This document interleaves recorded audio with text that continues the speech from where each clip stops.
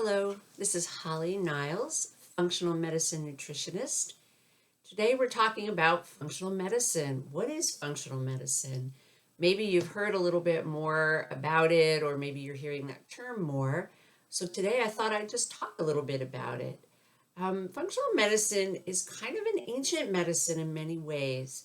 It's predicated on the belief that we need to get to the root cause. Why is the body out of balance? Versus only looking for symptom relief. Now, sometimes if you have a headache, sometimes symptom relief can be very beneficial and powerful for occasional imbalances. But when we have chronic disease, things that go on for days and months at a time, generally we don't do so well when we only treat symptoms because they usually get worse, or many times the treatments or the medications for those symptoms create other problems. So functional medicine takes that step back and starts to look at the body almost like a tree with a root structure, with certainly the trunk and then the branches and the leaves. So let's say, for example, we're going to think of our leaves as symptoms.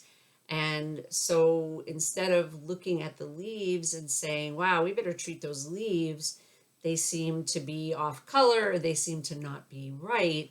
Instead, we would say, what feeds that tree? Let's look at the soil. Let's look at how it's watered. And some of the things that we would look at would be diet and lifestyle. So what are you eating? When are you eating? What's the quality of your food? Are you eating processed food? Are you eating whole real foods? Also looking at things like stress. Stress really poorly feeds the tree, right? Stress is really hard on the body in many ways. And many of us deal with stress all the time, not just short-term stress, but chronic stress. We also want to know more about how you move your body. Is your life sedentary? Many of us sit a lot. We sit for our work, or we drive to and from work, and then we sit in front of our TV. So sedentary lifestyle is hard on the body. So how and in what ways can we get you moving?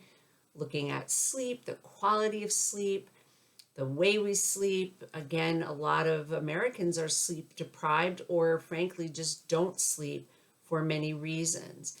We also want to look at history. So that could be genetics. That's your personal health history, your family health history.